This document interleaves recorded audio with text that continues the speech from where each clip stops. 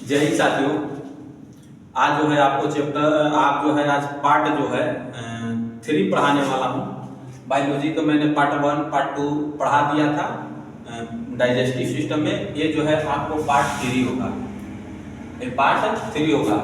जो भी वीडियो इस देख रहे हैं तो सबसे पहले यदि आप पार्ट 1 पार्ट 2 देख लिए हैं तो आप देखिए, कोई दिक्कत नहीं। यदि आप पार्ट 1 और पार्ट 2 न देखें तो सबसे पहले पार्ट 1 और पार्ट 2 देख लीजिए ताकि ज्यादातर आपको समझ में आए।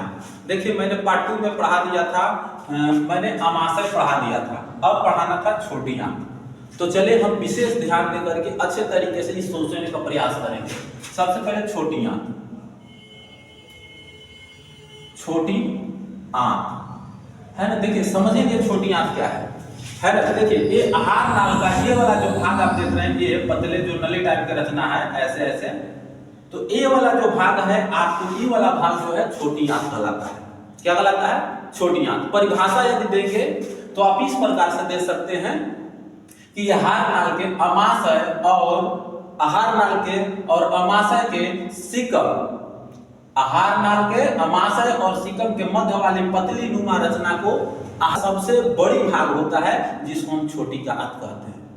आहार नाल के सबसे बड़ी भाग को क्या कहते हैं? छोटी आंत कहते हैं। ये अकेले सिंगल 6 मीटर होता है, और जबकि पूरे टोटल मिलाकर के आहार नाल की लंबाई 8 से 10 मीटर होता है, और जिसमें 6 मीटर अकेले छोटी आंत होता है।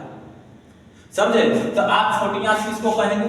परिभाषा देंगे कि आहार नाल के अमाशय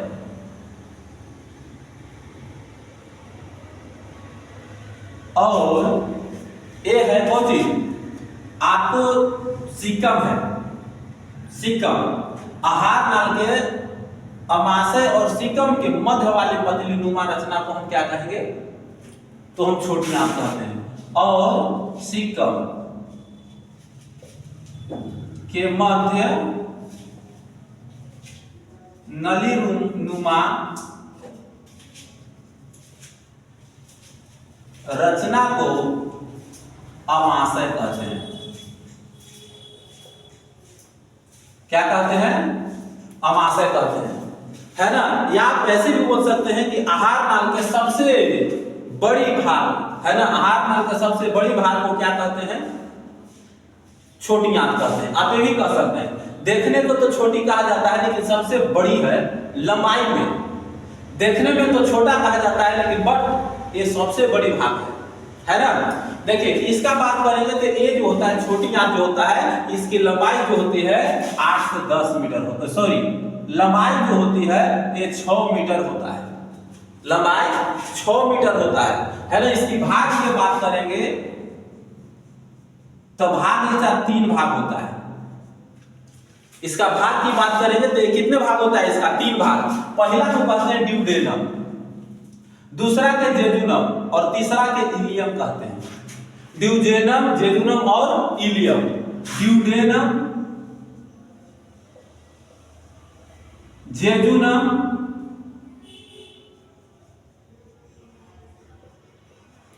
और तीसरा होता है इलियम। हिंदी में इसको बिलाई कहते हैं।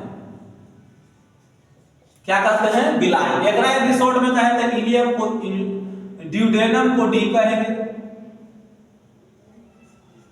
और जेजुनम के डी कहेंगे, और बिलाई अर्थात शॉर्ट फॉर्मूला की बात करेंगे कि कितने भाग होते हैं तो 3 भाग होते हैं। और 3 भाग में यदि बात करिएगा कि कौन कौन, तो देखिए शॉर्ट फॉर्मूला याद रखिएगा, डीजे बिलाई, डीजे बिलाई, है ना। पेट में भी डीजे बजता है, डीजे बिलाई, डीजे बिलाई। छोटी आंत का डी बराबर ड्यूडेनम, जेजुनम और इलियम, है ना। चलिए अब आते हैं छोटी आंत के जो है सबसे पहले भोजन अमाशय से छोटी आंत में आता है, और छोटी आंत के ड्यूडेनम में आता है। जैसे ड्यूडेनम में आता है तो ड्यूडेनम में जो होता है भोजन जैसे आता है तो वो चौड़ा होता है और उसमें कुछ होता नहीं है। अब जैसे ही यहाँ पे आता है तो आने की बाद जो है भोजन जेजुनम में आता है, जेजुनम के बाद इलियम में आता है। किसमें आता है? इलियम में आता है। और जैसे ही भोजन इसमें आएगा तो पूर्ण रूपेण से यदि भोजन के पाचन की बात करिएगा तो इसमें होता है छोटी आंत के इलियम में, छोटी आंत के इलियम में, बिलाई में, है ना। छोटी आंत के इलियम मतलब बिलाई में होता है। जैसे अब देखिए यहाँ पे जैसे ही भोजन आएगा तो इसमें आ जाएगा, और आने के बाद आपके ड्यूडेमिनम में भोजन का पाचन नहीं होता है। यदि आप बात करेगा जेजुनम में, यदि आप इलियम में, तो तीनों में यदि इंपॉर्टेंट है तो इंपॉर्टेंट है इलियम। क्वेश्चन आपसे पूछेगा कि भोजन का पूर्ण पाचन किस में होता है, छोटी आंत, बड़ी आंत, अमाशय, या इनमें कोई नहीं, तो आप मार सकते हैं छोटी आंत। लेकिन यदि आपको इस प्रकार से ऑप्शन देता है कि निम्नलिखित में से किसमें भोजन का पूर्ण रूप से पाचन होता है, आप दे दिया ऑप्शन ड्यूडेनम, जेजुनम, इलियम, इनमें से सभी, तो आपको मारना होगा इलियम, क्योंकि इलियम में ही भोजन का पूर्ण रूप में क्या होता है, पाचन होता है। आपको समझ में आ रहा है? तो यदि समझ में आ रहा है तो आप बताइएगा कि समझ में आ रहा है कि नहीं, और जो भी दिक्कत हो तो आप बताइएगा, कमेंट्स में बताइएगा। डरना नहीं है, सीखना है, समझे, सोचना नहीं है, समझना है ये चीज को। अब देखिए यहाँ जैसी भोजन इसमें आया, अब इसमें आने की बात क्या होगा, यहाँ अमाशय में जो भोजन था वो अम्लीय रूप में था। कैसा रूप में था जी? अम्लीय रूप में था। लेकिन जैसे भोजन यहाँ पे आता है तो छोटी आंत जो होता है अम्लीय भोजन को नहीं पचाता है। याद रखिएगा, क्यों? जैसे यहाँ पे आता है तो यहाँ आने की बाद भोजन जैसे आएगा तो ये जो होता है छोटी आंत में जो भोजन होता है वो क्षारीय रूप में होता है। अब वो क्षारीय कैसे बनता है तो इस पर विचार थोड़ा सा कर लेते हैं। देखिए जैसे भोजन यहाँ पे आता है, जैसी छोटी आंत में भोजन आता है अमाशय से, अम्लीय भोजन छोटी आंत में एंट्री करता है तो यहाँ पे है यकृत। यकृत से क्या होता है कि पीत रस बनता है और जाकर के पित्ताशय में जमा रहता है ना। पित्ताशय में पीत रस पित्ताशय में जमा रहता है ना। अब पित्ताशय में जमा रहता है, जब भोजन यहाँ पे आता है तो यही पित्ताशय से पीत रस स्रावित होकर के भोजन में मिल जाता है। और पित्ताशय जो होता है वो कड़वा होता है। आपने देखा होगा, मुर्गा उर्गा घर पे बना होगा आपको, तो देखे होंगे जिसको पीत कहता है लोग, है ना, हरियर हरियर, जैसे काटेगा तो उसमें हरा निकलता है, और वो हरा यदि फूट गया उसमें तो जो मीट है वो खराब हो जाता है, वो तीखी लगने लगता है, वो कड़वा लगने लगता है, क्योंकि वह क्षारीय होती है, सारा मीट को खराब कर देता है, कोई स्वाद का नहीं रहता है। तो इसलिए सबसे पहले उसको क्या हटा देते हैं, पित्तरस को हटा देते हैं। ठीक उसी प्रकार से यहाँ पर भी ध्यान दीजिए कि जैसे यहाँ पे आता है और भोजन जो है जैसी छोटी आंत में आएगा तो यहाँ से स्रावित होने लगता है, यहाँ से जो है स्रावित होने लगेगा, अब भोजन के साथ मिल जाएगा और अम्लीय भोजन अब क्षारीय बन जाता है। क्या बन जाता है? क्षारीय बन जाता है। समझ में आ रहा होगा, जैसे अब यहाँ पे आएगा तो क्षारीय बन जाता है, और क्षारीय भोजन को जैसे यहाँ पे आएगा तो आने की बाद, है ना, आने की बाद यहाँ से अग्नाशय से पूर्ण पाचक एंजाइम निकलता है, जो भोजन के साथ मिल करके, है ना, पूर्ण रूप में पचाने का काम करता है। इसलिए उसके एंजाइम को, इसके अंदर से बहने वाले एंजाइम को पूर्ण पाचक एंजाइम कहते हैं। अग्नाशय से बहने वाले एंजाइम को पूर्ण पाचक एंजाइम कहा जाता है। समझ में आया? ऐसे कई प्रकार के आपके इसमें से एंजाइम स्रावित होता है, और सभी एंजाइम जो होते हैं भोजन के साथ मिलकर के पचाने का काम करता है। इसलिए इसके अंदर से बहने वाले एंजाइम को क्या कहलाता है? पूर्ण पाचक एंजाइम कहते हैं। अग्नाशय कभी अम्लीय भोजन को नहीं पचाता है, वो क्षारीय भोजन को पचाता है। जैसे यहाँ से क्षारीय बनेगा तो यहाँ से पूर्ण पाचक एंजाइम छोड़ना चालू हो जाएगा। कभी आप सुने होंगे कि कोई के शादी विवाह में जाता है, सुने क्या होंगे, आप खुद जानते होंगे, आपका खुद हुआ होगा। कभी आप शादी विवाह में आप जाते हैं, या बुजुर्ग लोगों के आप देखिएगा शादी विवाह में ज्यादा थोड़ा सा हंच के खा लेते हैं तो उसको गर्भ हो जाता है। अब गर्भ हो जाता है तो 3 दिन तक जो है सारी चीज जो है सही नहीं रह पाता है, तो डॉक्टर के पास जाता है, और डॉक्टर के पास जाने की बाद डॉक्टर साहब बोलते हैं कि आपको लीवर कमजोर हो गया है, लीवर खराब हो गया है। ऐसा कोई बात नहीं है, लीवर खराब नहीं होता है, लीवर जो है कमजोर नहीं होता है। लीवर एक तरीके से वो काम करना बंद कर देता है, अब जैसे समझिए कि कैसे काम कर बसता है, और हम लोग भी डॉक्टर से सलाह ले लेते हैं और कहते हैं लीवर खराब हो गया। यदि इतना जल्दी लीवर खराब हो जाएगा तो याद रखिएगा ब्रेन कहा जाता है, सेकेंड ब्रेन कहा जाता है लीवर को, लेकिन डॉक्टर साहब आपको बेवकूफ बना देते हैं और आप भी उस चीजों को मान लेते हैं। तो ऐसा कभी नहीं होता है। जैसे देखिएगा, जैसे यहाँ पे आया, अब जैसी भोजन अम्लीय भोजन यहाँ पे आ गया, अम्लीय भोजन यहाँ पे आ गया छोटी आंत में। अब ये जो है मान लो यहाँ से पित्ताशय से पित्तरस, यकृत से पित्तरस बना ही नहीं, या पित्तरस जो है भोजन के साथ मिला ही नहीं, तो भोजन के साथ नहीं मिलेगा तो भोजन कैसा रहेगा? अम्लीय। क्या भोजन रहेगा? अम्लीय।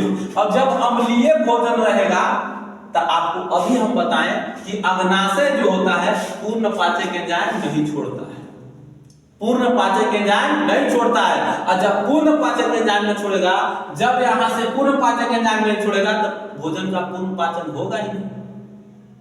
तब क्या होगा? तो यहां पे देखिएगा, ध्यान से समझिएगा। ये कहता है अग्नाशय कि सबसे पहले भोजन को, अम्लीय भोजन को क्षारीय बनाओ, और यदि तू क्षारीय बनाएगा तभी हम भोजन के पाचन करेंगे, पूर्ण पाचक एंजाइम छोड़ेंगे, भोजन पचेगा। अन्यथा नहीं पचाओगे, नहीं छोड़ोगे, यहां से पित्तरस नहीं मिलेगा, भोजन क्षारीय नहीं बनेगा, तो फिर हम यहां से छोड़ने वाले नहीं है पूर्ण पाचक एंजाइम। और याद रखिएगा, ये जो है पित्ताशय से जो पित्त स्रावित होता है, पित्ताशय और ये सॉरी अग्नाशय, दोनों में सांस की लड़ाई रहता है। ये कहता है कि तू पहले छोड़, ये कहता है कि तू पहले छोड़। कभी कभी मान लो कामे करना बंद कर देता है, तो अब यहां से एंजाइम तो स्रावित होगा नहीं, जठररस तो स्रावित नहीं, सॉरी यहां से जो है पित्तरस तो स्रावित नहीं होगा, और पित्तरस स्रावित न होगा तो भोजन जो है क्षारीय बनेगा नहीं। अब भोजन क्षारीय बनेगा नहीं तो ये पूर्ण पाचक एंजाइम छोड़ेगा नहीं अग्नाशय। तो इसके लिए क्या करता है कि ड्यूडेनम से एक प्रकार की है ना एंजाइम स्रावित होता है, जेकरा नाम है कोलेसिस्टोकाइनिन। कौन सी नाम है? कोलेसिस्टोकाइनिन। ड्यूडेनम से स्रावित होता है कोलेसिस्टोकाइनिन, कोलेसिस्टोकाइनिन।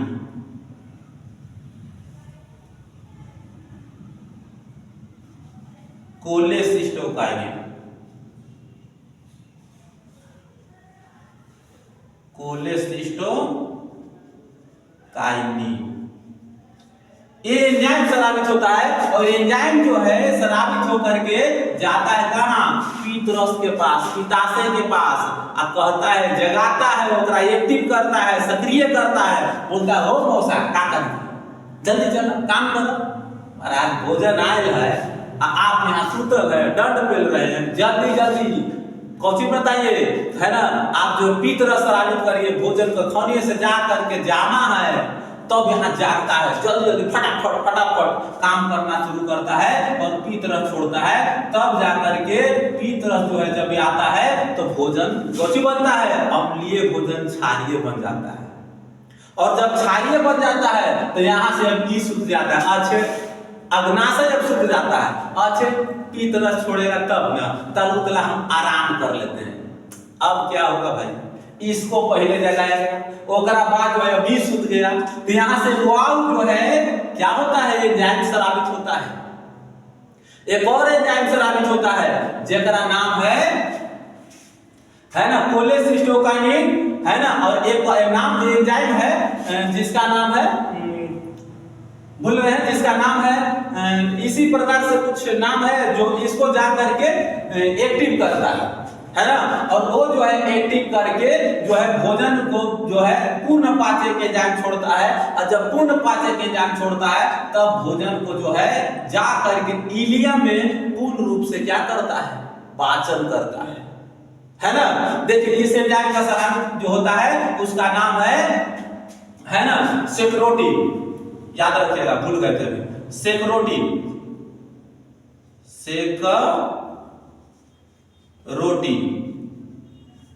सेक्रेटिन या सेक्रोटिन, है ना, सेक्रेटिन होता है,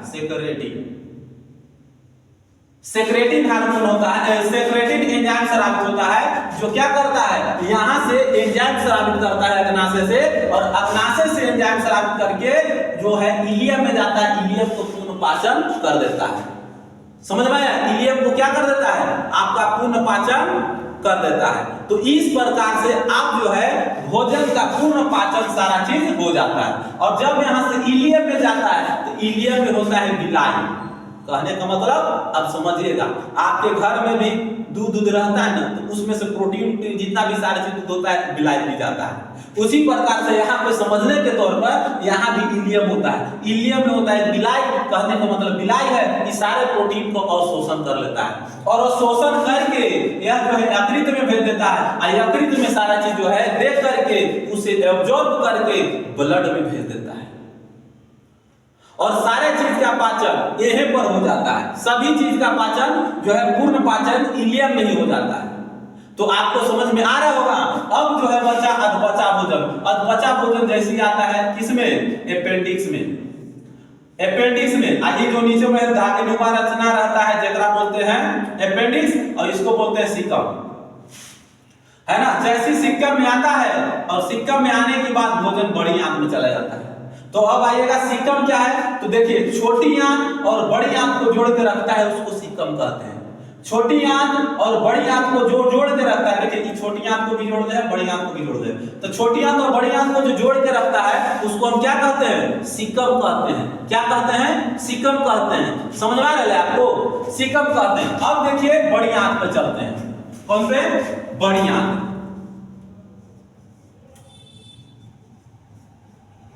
बड़ी आंत। बड़ी आंत क्या होता है तो समझिए अच्छे तरीके से। बड़ी आंत हम कह सकते हैं सीकम और मलाशय के बीच, सीकम और मलाशय के बीच या आहार नाल के मलाशय और सीकम के बीच मोटी नलिका को हम क्या कहते हैं? बड़ी आंत कहते हैं, है ना। आहार नाल के परिभाषा बाबू, आहार नाल के सीकम और मलाशय के मध्य मोटी नलिका को बड़ी आंत कहते हैं। आंत कहते हैं। अब यहां पे समझिएगा बाबू, ये जो मोटी आंत देख रहे हैं, मोटी जो है इसको मोटी आंत रहना चाहिए तो ठीक रहता। नाम क्या है? बड़ी आंत, लेकिन सबसे छोटी है, सबसे बड़ी में हो जाता है छोटी आंत। समझे? तो देखिए ये जो है आपको दिखाई दे रहा है, ये बड़ी आंत है। बड़ी आंत भोजन का पाचन नहीं करता है, वलिप और जल का अवशोषण करता है। अब जैसे देखिएगा, समझिएगा, अब जैसी भोजन इसमें गया और इसमें गया और जाने के बाद इससे होते हुए यहाँ आ जाएगा और यही है बड़ी आंत। इसके भाग की बात करेंगे तो भाग की बात करेंगे तो 3 भाग होता है। 3 भाग होता है बाबू। कौन कौन होता है उसको भी देख लीजिएगा, है ना। ये नीचे से ऊपर की ओर जाता है तो इसको नाम है एसेंडिंग फ्लोर। एसेंडिंग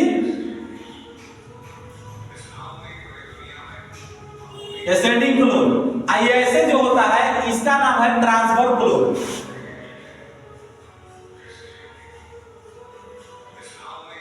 ट्रांसफर क्लोर, इसमें कौन होता है बाबू? ट्रांसफर क्लोर। और ये जो है नीचे में आया एकरा नाम है डिसेंडिंग क्लोर। Descending clone. ये 3 प्रकार का होता है। बड़ी आंत को क्लोन भी कहा जाता है, बड़ी आंत को क्लोन भी कहा जाता है। तो ये आपको 3 भाग समझ में आ गया होगा। नीचे से ऊपर गया असेंडिंग क्लोन, ये ट्रांसफर क्लोन, नीचे में आया डिसेंडिंग क्लोन। कोई दिक्कत यहाँ तक?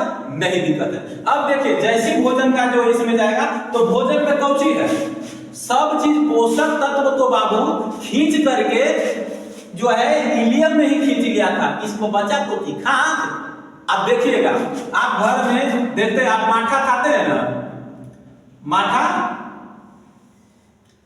तो माठा में कुछ होता है आपके घर में जो है क्या होता है, जब दही जमता है, दूध को गर्म करके उसमें जोरन डाल देते हैं दही का थोड़ा सा, तो क्या होता है जब छोड़ दीजिएगा गर्म दूध को ठंडा करके, और जोरन देहात भाषा में कहता है जो दही थोड़ा सा डाल देता है तो बन जाता है कोई चीज दही पूरा। और दही को मथ करके लोग उसमें माखन जितना होता है सारा का सारा निकाल देता है। अब सभी माखन निकाल दिया तो सोच कर देखिए ऊ में बच गया कोई चीज, माठा, जिसमें कोई चीज है नहीं, लेकिन लोग खाते हैं बड़ी ताव से। तो सोच कर देखिए उसमें कुछ बचा नहीं, अब उसमें पानी केवल है, अपशिष्ट पदार्थ रह गया केवल। उसी प्रकार से यहाँ पर जो इसमें है, इनमें अपशिष्ट पदार्थ केवल रह गया है। और कोची है जल और अवशिष्ट पदार्थ। अब सोच कर देखिए यही जल और अवशिष्ट पदार्थ केवल यदि जाएगा लैट्रिन और बाथरूम के रास्ते, तो याद रखिए इंसान जो है झटक जाएगा, इंसान सही नहीं रह पाएगा, उसको तबियत खराब हो जाएगा। तो बड़ी आंत का काम है जल का अवशोषण कर लेना। कि क्या काम है इसका? कार्य है इसका जल का अवशोषण करना, जल का अवशोषण करना। अब जैसे ही जल का अब्जॉर्ब कर लेगा, जल का अवशोषण कर लेगा, और जल का अवशोषण करके है ना वो क्या कर देगा, जो है ब्लड में भेज देगा बड़ी बढ़िया से करके। अब वो ब्लड में भेज देगा, ब्लड में गया वो पानी जाएगा, सारा चीज जो है अब्जॉर्ब करेगा, अब्जॉर्ब कर क्लीन करके सारा चीज डाल देगा। और डालने के बाद जो है आप पेशाब के रूप में अलग ब्लड है वो चैप्टर जो ब्लड हम पढ़ाएंगे तब तो उसमें सारी चीजों का कैसे यूरिन बनता है उसमें हम अलग बताएंगे, बस इतना ही बता देते वो ब्लड में भेज देता है। अब कैसे यूरिन बनाता है ये अलग चैप्टर उसको हम बताएंगे, यहाँ हमें पाचन पढ़ देते हैं। तो यहाँ जो है अलग बना दिया। अब यहाँ से जैसे जल का अवशोषण कर लिया तो अब बचा कौन चीज, खाली अपशिष्ट पदार्थ। अब जो है वही अपशिष्ट पदार्थ जो यहाँ भेज देता है और जाकर के मलाशय में जमा हो जाता है। और एक निश्चित समय में क्या होता है कि वो जो है बाहर आ जाता है, जो आप जानते हैं सुबह शाम दोपहर, है ना। तो देखिए अब यहाँ तो बड़ी आंत भी समझ में आ गया होगा। अब जो है लास्ट वाला भाग को मलाशय कहते हैं, लास्ट वाले भाग को क्या कहते हैं, मलाशय। लास्ट वाला भाग को मलाशय कहते हैं, है ना। यहाँ पे अभी आप स्क्रीनशॉट लेना चाहेंगे तो ले सकते हैं, है ना। अब इसको जो है यहाँ पर देखेंगे तो इसको मलाशय जो है ये क्या है बाबू, मलाशय। ये मलाशय है, मलाशय में भोजन और पचा हुआ भोजन, है ना, मतलब एक तरीके से कहिए तो पूर्ण रूपेण से पचा हुआ भोजन जो अपशिष्ट पदार्थ है सब चीज निकाल करके अपशिष्ट पदार्थ बच गया वो जो है इसमें रहेगा, समझे। वो चीज अब इसमें रहेगा और समय के अनुसार बाहर निकल जाता है। इसमें पचा हुआ पूर्ण रूपेण से पचा हुआ अपशिष्ट पदार्थ भोजन को हम बोलते हैं कौन चीज, काइल। क्या कहते हैं, Kyle, Kyle, bolus, Kyle, Kyle. जो हम बताए थे कि मुंह में पचे हुए भोजन को, अधपचा भोजन को बोलस कहते हैं, अमाशय में काइल कहते हैं, और मलाशय में पचे हुए भोजन को काइल कहा जाता है। तो इसमें भोजन जो होता है वो सारा चीज काइल रहता है। क्या रहता है, काइल रहता है। तो आप यहाँ पाचन सारा चीज समझ में आ गया होगा आपको, अब कोई दिक्कत नहीं होगा। यदि दिक्कत होगा तो आप कमेंट में करके जरूर भेजिएगा ताकि मैं उस चीजों को फिर से आप लोगों को वीडियो या रिप्लाई में दे सकूं ताकि आपकी समस्या का समाधान हो सके, है ना। तो ये सारा चीज आपको पाचन समझ में आ गया होगा। यदि आपको पीडीएफ लेना होगा तो मेरा ग्रुप से ज्वाइन कर लीजिएगा, ग्रुप ज्वाइन कर लीजिएगा, ग्रुप में आपको पीडीएफ मिल जाएगा, है ना। इसका पीडीएफ भी आपको दे दिया जाएगा, आपको डिस्क्रिप्शन में भी डाल दिया जाएगा, आपको सारी चीज प्रोवाइड किया जाएगा। अब इसके बाद हम चैप्टर पढ़ेंगे, है ना, रिस्पिरेटरी सिस्टम, श्वसन तंत्र पढ़ेंगे। तो चलिए आज के लिए इसी वीडियो में इतना ही के लिए, जय हिंद।